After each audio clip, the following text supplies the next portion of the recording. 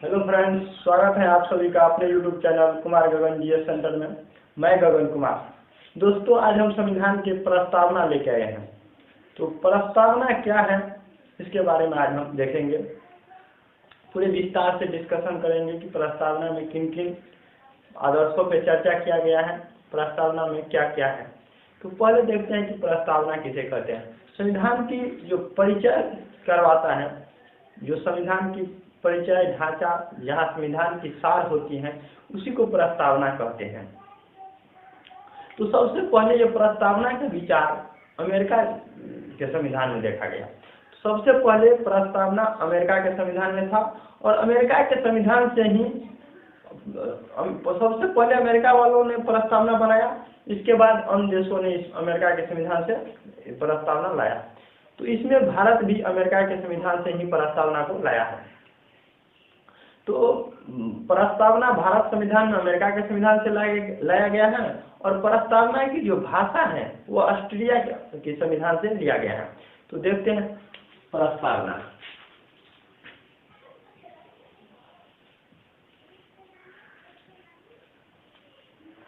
प्रस्तावना कहाँ से लिया गया है? अमेरिका से।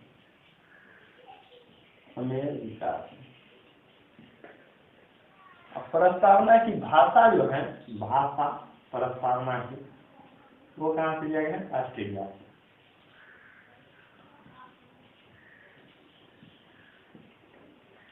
तो अगर क्वेश्चन पूछे कि प्रस्तावना कहाँ से लिया गया है, तो अमेरिका से।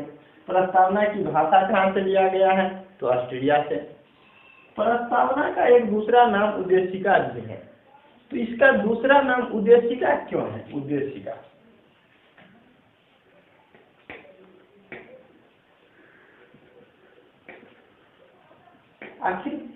आखिर प्रस्तावना को उद्देशिका क्यों कहते हैं? तो प्रस्तावना जो भारतीय संविधान में है वो 13 दिसंबर 1946 को पंडित जवाहरलाल नेहरू द्वारा लाए गए उद्देश्य प्रस्ताव का ही परिवर्तित रूप है। तो 13 दिसंबर 1946 को पंडित जवाहरलाल नेहरू ने संविधान सभा में एक उद्देश्य प्रस्ताव पेश किया। तो उद्देश्य प्रस्ताव को 22 जनवरी 1947 को संविधान सभा द्वारा स्वीकार कर लिया गया। इसी का परिवर्तित रूप, उद्देश्य प्रस्ताव का ही परिवर्तित रूप प्रस्तावना बनाया गया। इसीलिए प्रस्तावना को उद्देशिका भी कहते हैं। प्रस्तावना में मूल चार तत्व की चर्चा की है। पहला कहा गया है कि हम भारत के लोग, मतलब क्या कि हम भारत के लोग भारत को, यानी संविधान कहता है कि भारत में सबसे सर्वोच्च भारत की जनता है, वहाँ की लोग हैं भारत की। तो और कहा गया कि हम भारत के लोग भारत को एक प्रभुत्व संपन्न, समाजवादी, पंथ निरपेक्ष, लोकतंत्रात्मक गणराज्य बनाने के लिए। तो पहला कहा गया कि हम भारत के लोग, अर्थात भारत में सबसे सर्वोच्च जनता है। इसके बाद दूसरा क्या है कि भारत की प्रकृति कैसी है, दूसरा है कि भारत की प्रकृति कैसी है, भारत किस प्रकार की देश है, इस पे चर्चा किया गया है। और तीसरा कहा गया है कि भारत की जो संविधान है उसका उद्देश्य क्या है, इस पे चर्चा किया गया।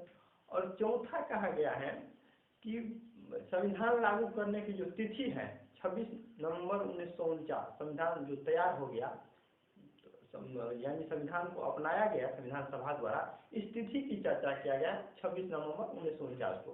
प्रस्तावना में कहते हैं हम भारत को एक खालिस्तान, आज तारीख 26 नवंबर 1949 को अंगीकृत आत्मसमर्पित करते हैं, अंगीकृत अधिनियमित और आत्मसमर्पित करते हैं। तो वही है कि प्रस्तावना में चार मूल तत्व। इसमें जो है दूसरा तत्व, भारत की प्रकृति कैसी है, भारत किस प्रकार का देश है, इसमें कुछ शब्दों का, यानी 5 प्रकार के लगभग शब्दों का विचार किया गया, प्रकृति दिया गया है। तो इन शब्दों पे हम चर्चा करते हैं।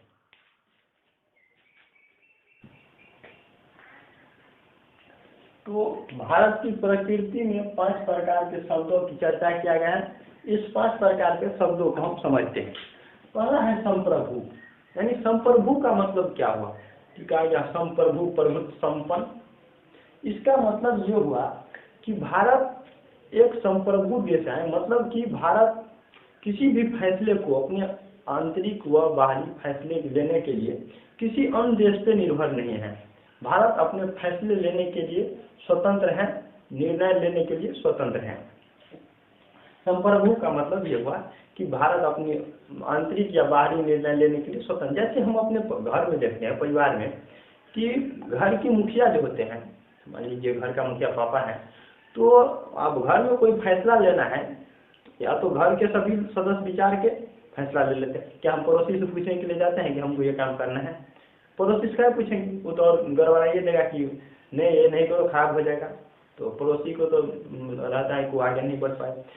तो इसीलिए इसी प्रकार ये देश क्या है, एक परिवार की तरफ पूरा देश है। तो इसमें जो हमारे परिवार में, मान लीजिए हमको बाहरी, मान लीजिए कोई सामान खरीदना है, तो हम अपने घर में बैठ के विचार कर लिए कि हमको ये सामान खरीदना है, ठीक है। या किसी को कुछ देना है तो अपने विचार करके दे दिए। तो हम क्या है, स्वतंत्र है अपने परिवार में किसी फैसला को लेने के लिए। उसी प्रकार देश में किसी फैसला को लेने के लिए भारत बाहरी या आंतरिक फैसला लेने के लिए स्वतंत्र है, वो किसी दूसरे देश पे निर्भर नहीं है। तो संप्रभु का मतलब यही बताइए। इसके बाद है समाजवादी। समाजवादी से क्या तात्पर्य है? समाजवादी से तात्पर्य है कि समाज में सब एक तरह हो, सबका यानी भेद हो समाज में, किसी तरह का नहीं हो, एक समाज, एक तरह से समाज हो।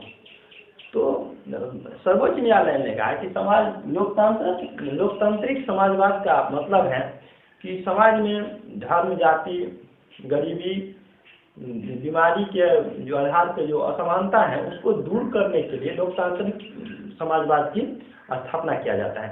तो भारत में मार्क्सवाद और गांधीवाद का मिला जुला समाजवादी है, जिसमें गांधीवादी को ज्यादा झुकाव किया गया है। भारत की जो लोकतांत्रिक समाजवादी की वजह से मिश्रित अर्थव्यवस्था की ओर ज्यादा क्या कहते हैं, झुकाव है। तो ये क्या है, समाजवादी। समाजवादी के बाद है धर्मनिरपेक्ष। कहीं कहीं धर्मनिरपेक्ष की जगह पंथ निरपेक्ष भी लिखा रहता है, पंथ निरपेक्ष। ये धर्मनिरपेक्ष और पंथ निरपेक्ष दोनों का लिखावट यानी लिखने की जो अच्छी है, इसके आधार पर ये दोनों अलग हैं, धर्मनिरपेक्ष और पंथ निरपेक्ष। धर्मनिरपेक्ष मतलब क्या हुआ कि देश में जितना भी धर्म है सब एक समान है, सरकार की नज़र में या देश की नज़र में सब एक समान धर्म है, किसी के प्रति भेदभाव नहीं होना चाहिए, यानी राष्ट्र का कोई अपना धर्म नहीं है। धर्मनिरपेक्ष का सीधा मतलब समझिए कि राष्ट्र का कोई अपना धर्म नहीं है, कोई अपना धर्म नहीं है,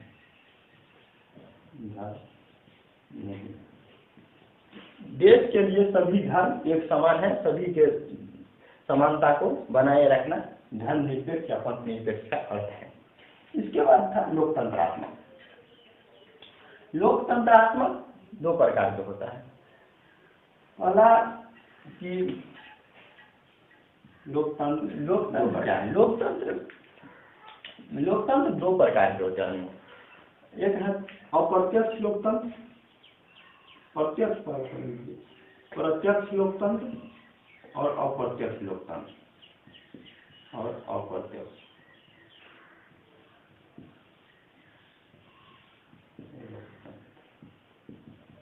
प्रत्यक्ष लोकतंत्र में क्या होता है कि देश की जो मुखिया का चुनाव होता है वो प्रत्यक्ष रूप से जनता द्वारा प्रत्यक्ष रूप से किया जाता है।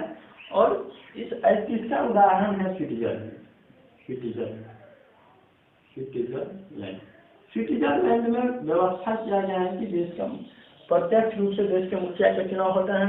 और स्विट्जरलैंड में राइट टू रिकॉल की व्यवस्था किया गया है कि अगर प्रतिनिधि अच्छा से काम नहीं कर रहा है तो उसे हटा सकते हैं, और अगर इसका कार्यकाल पूरा नहीं भी हुआ हो तो हटा सकते हैं।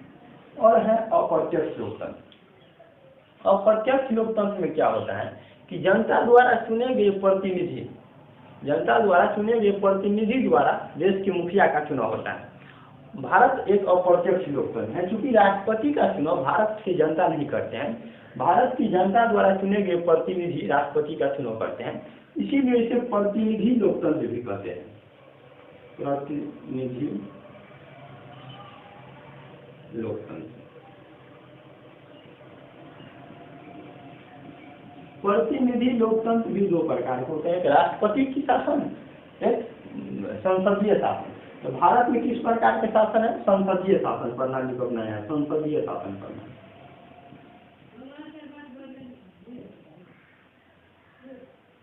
संसदीय शासन प्रणाली को भारत अपनाया है।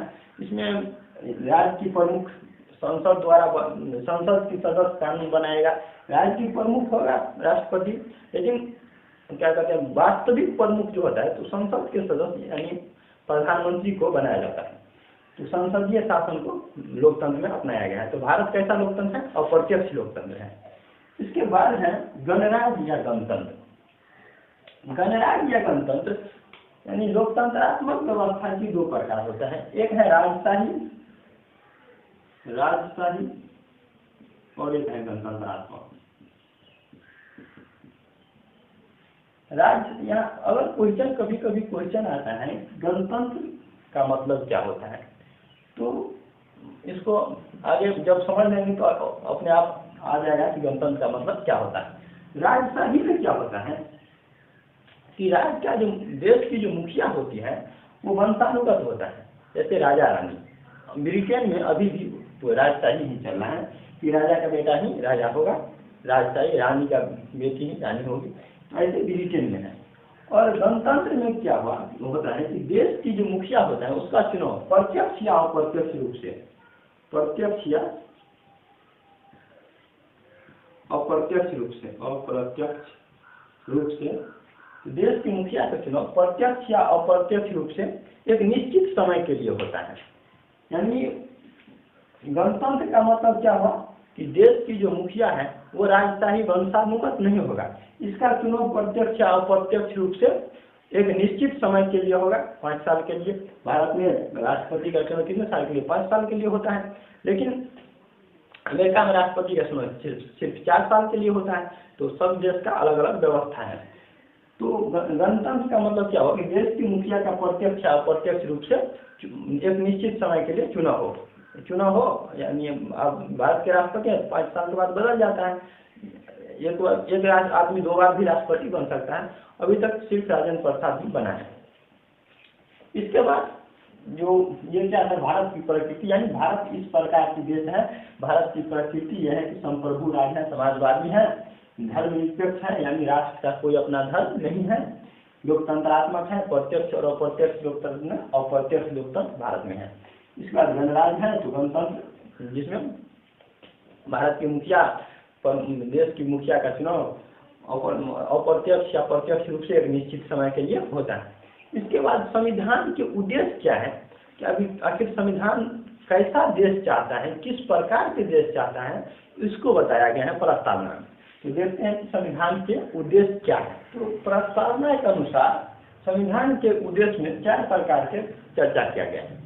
पहला न्याय, दूसरा स्वतंत्रता, तीसरा समानता और चौथा बंधुत्व। तो न्याय में भी 3 प्रकार के न्याय की चर्चा किया गया है। न्याय में 3 प्रकार की न्याय की चर्चा किया गया है कि सामाजिक न्याय, आर्थिक न्याय और राजनीतिक न्याय। तो सामाजिक न्याय से क्या तात्पर्य है, देख लेते हैं। 3 प्रकार के न्याय, सामाजिक,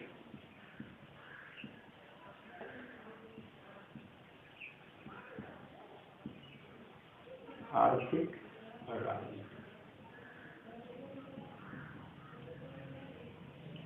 तो सामाजिक न्याय से क्या तात्पर्य है कि सामाजिक न्याय से तात्पर्य है कि किसी व्यक्ति को समाज में जन्म, स्थान, लिंग, रूप, रंग के आधार पर भेदभाव नहीं किया जाना चाहिए।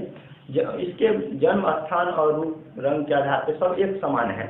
समाज में समानता को बनाए रखने के लिए सामाजिक न्याय की चर्चा किया गया है। इसके बाद है आर्थिक न्याय। आर्थिक न्याय मतलब क्या है कि आप आर्थिक यानी पैसा, धन दौलत, पैसा के आधार पे आप किसी से भेदभाव नहीं कर सकते हैं। जितना वैल्यू एक अमीर आदमी का है उतना ही वैल्यू एक गरीब आदमी का है। ये संविधान की प्रस्तावना संविधान के अनुसार कहा गया है कि आप आर्थिक के रूप में कोई आर्थिक कमजोर है या कोई आर्थिक मजबूत है तो इसको भेदभाव नहीं कर सकते हैं आप, एक समान बनाए रखिए, सभी एक समान होना चाहिए। ये न्याय में कहा गया आर्टिकल में। राजनीति न्याय मतलब क्या है कि देश के जितने भी लोग हैं या समाज के जितने भी लोग हैं वो राजनीतिक रूप से एक समान है। मानिए एक वोट का सबका वैल्यू एक ही वोट होता है, चाहे अमीर हो या गरीब हो, यानी राजनीति न्याय में यही है कि राजनीतिक रूप से सब एक समान है। चाहे किसी दफ्तर में प्रवेश की बात हो या सरकार तक अपनी आवाज़ को पहुंचाने की बात हो, सब एक समान है। इसके बाद कहा गया स्वतंत्रता। स्वतंत्रता में 5 प्रकार की स्वतंत्रता की बात कहा गया। स्वतंत्रता का मतलब, स्वतंत्रता का अर्थ क्या है कि स्वतंत्रता का अर्थ है कि लोग की गतिविधियों, आदमी की जो गतिविधियों को बिना किसी रोक टोक के, यानी आप रोक टोक के अनुपस्थिति में होना चाहिए। आप किसी को रोक नहीं सकते हैं कि आप तुम ऐसा क्यों कर रहे हो। लेकिन हाँ, स्वतंत्रता का मतलब ये नहीं कि आप दूसरे की स्वतंत्रता को हनन करें। आपको जो स्वतंत्रता दिया गया है संविधान द्वारा, उसमें आपको कोई रोक टोक नहीं कर सकता है। तो और इसमें 5 प्रकार की प्रस्तावना में 5 प्रकार की स्वतंत्रता की चर्चा किया गया है। तो 5 प्रकार की स्वतंत्रता में कौन कौन है? पहला है विचार,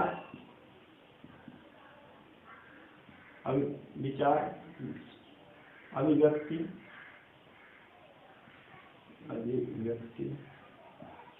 विश्वास,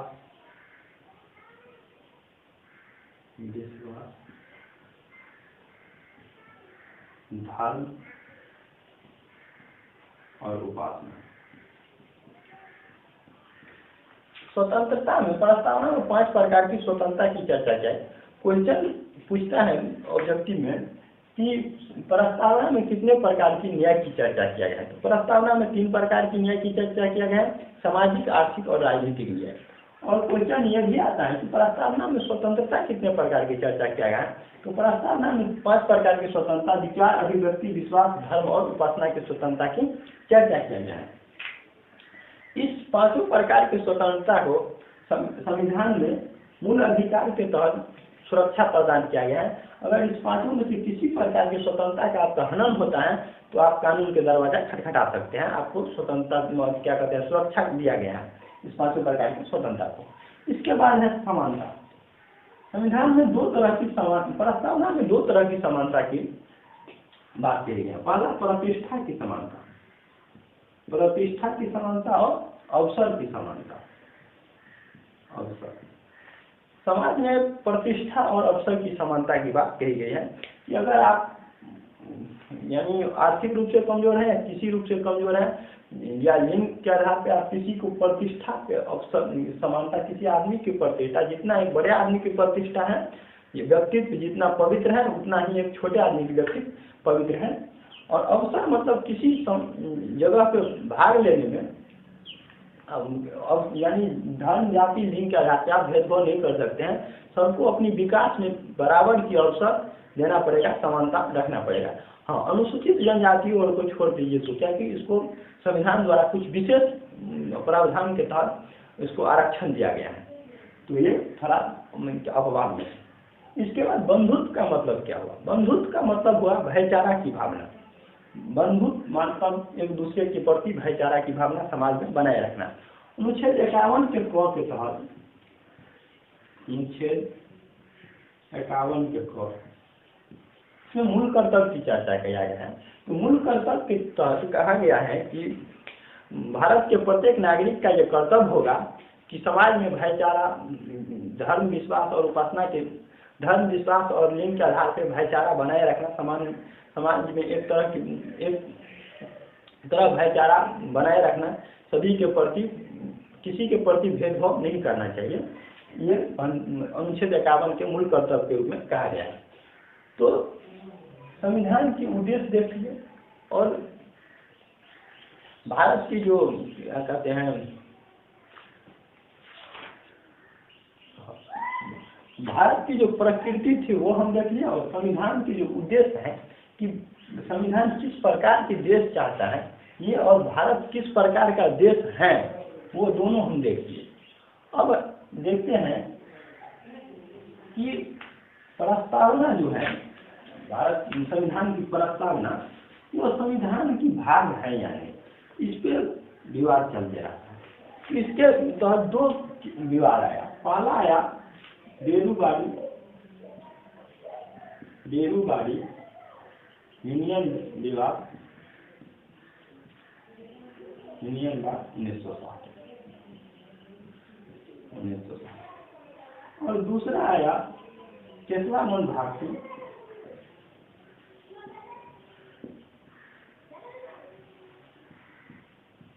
भारती बनाम केरल राज्य।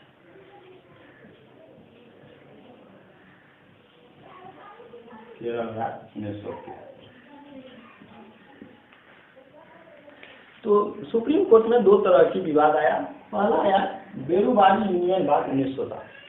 बेरूबाड़ी यूनियन वाद में संविधान क्या कहते हैं, सुप्रीम कोर्ट ने प्रस्तावना को संविधान का अंग नहीं माना, संविधान के भाग नहीं माना, और कहा कि प्रस्तावना संविधान का चूंकि अंग नहीं है, उसमें आप कोई संशोधन या बदलाव नहीं कर सकते हैं। ये सुप्रीम कोर्ट ने बेरूबाड़ी यूनियन वाद 1960 में बोला था कि आप प्रस्तावना में संशोधन नहीं कर सकते हैं क्योंकि वह संविधान का भाग है ही नहीं। इसके बाद 1973 में एक वाद आया, वाद विवाद केशवानंद भारती बनाम केरल राज्य। इसमें सुप्रीम कोर्ट ने कहा प्रस्तावना संविधान के अंग है और महत्वपूर्ण अंग है, इसमें संशोधन किया जा सकता है, यानी संविधान के भाग है तो विधायिका यानी संसद इसमें संशोधन कर सकता है। और इसी में मूल ढांचा के सिद्धांत दिया। केशवानंद भारती में ही विवाद में ही मूल ढांचा का सिद्धांत दिया।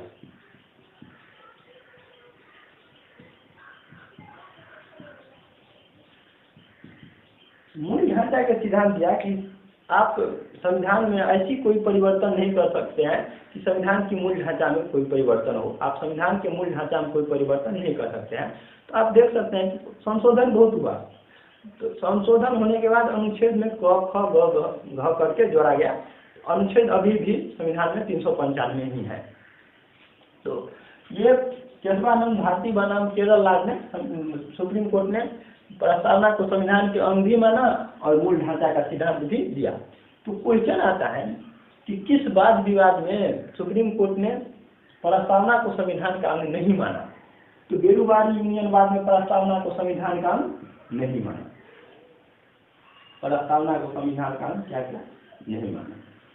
जब विवाद आया केशवानंद भारती बनाम केरल राज्य, तो प्रस्तावना को संविधान का अंग माना और मूल ढांचा का सिद्धांत दिया। तो क्वेश्चन ये भी आता है किस यहाँ पे, अब ये यहाँ पे पूछ लिया कि क्या कहते हैं किस वाद विवाद में प्रस्तावना को संविधान का अंग नहीं माना, तो बेरूबाड़ी में 1960। इसके बाद आता है कि किस वाद विवाद में सुप्रीम कोर्ट ने मूल ढांचा का सिद्धांत दिया, तो केशवानंद भारती बनाम केरल राज्य में सुप्रीम कोर्ट ने मूल ढांचा का सिद्धांत दिया।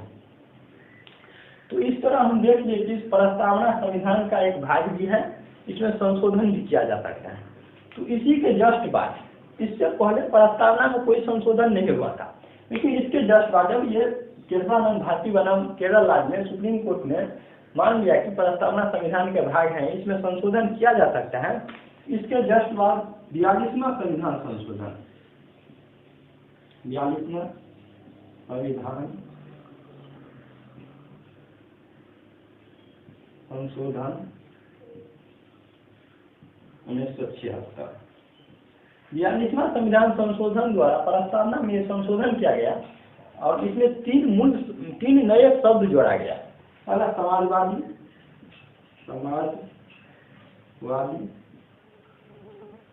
धर्मनिरपेक्ष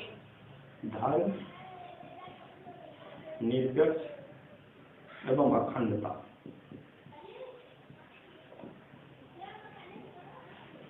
तो 42वां संविधान संशोधन 1976 द्वारा प्रस्तावना में तीन नए शब्द समाजवादी, धर्मनिरपेक्ष एवं अखंडता शब्द जोड़ा गया। धर्मनिरपेक्ष की जगह कहीं कहीं पंथ निरपेक्ष भी मिल सकता है, इसमें कंफ्यूजन नहीं करिएगा। तो क्वेश्चन अगर आ जाए कि प्रस्तावना में कितनी बार संशोधन हुआ है, तो प्रस्तावना में सिर्फ एक बार संशोधन हुआ है, वो 42वां संविधान संशोधन 1976 के तहत। इसमें कितने शब्द जोड़े गए, तो तीन शब्द समाजवादी, धर्मनिरपेक्ष और अखंडता शब्द जोड़े गए।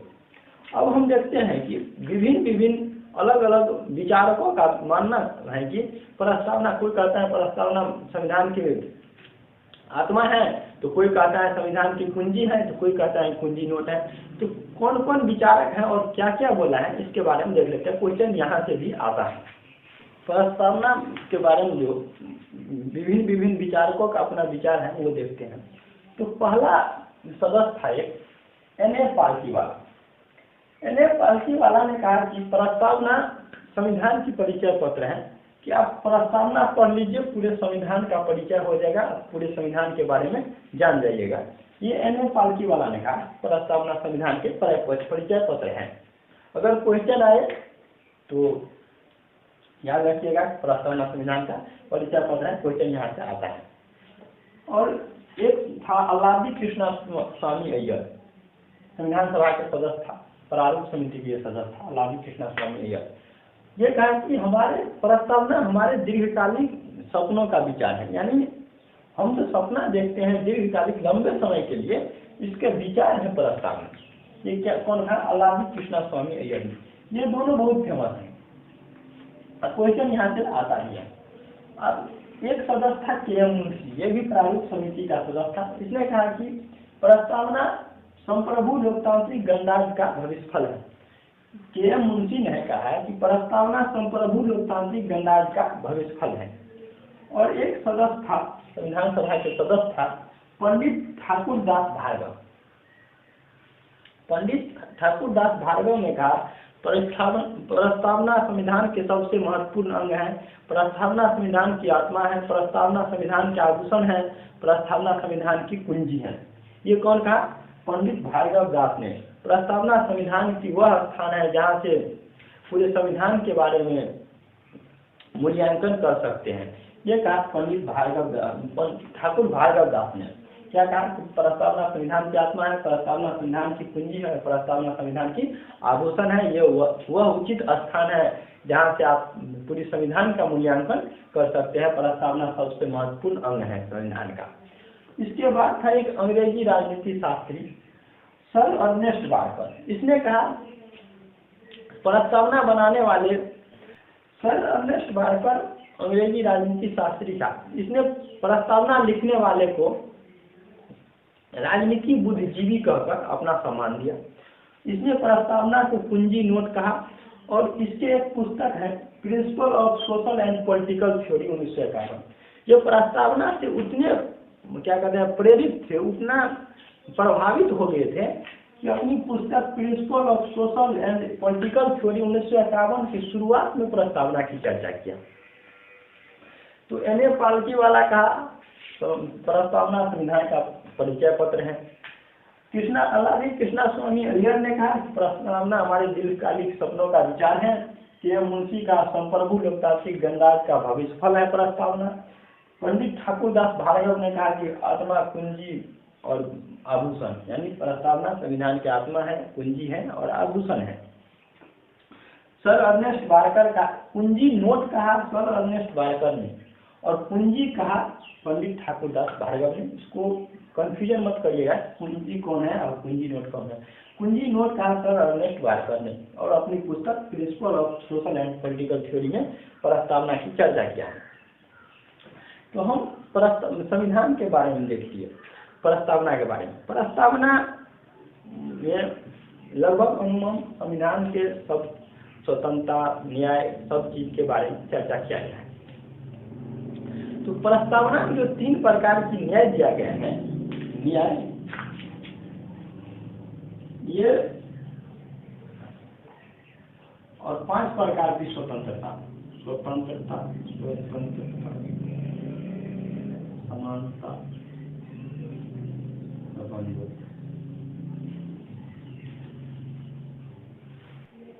तो प्रस्तावना में जो 3 प्रकार की न्याय की चर्चा किया गया है, ये 1917 के रूसी क्रांति से लिया गया है।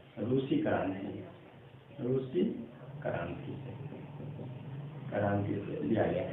और प्रस्तावना में जो स्वतंत्रता, समानता और बंधुत्व की चर्चा है, यानी 5 प्रकार की स्वतंत्रता की, समानता और बंधुत्व की जो चर्चा है, वो फ्रांस की क्रांति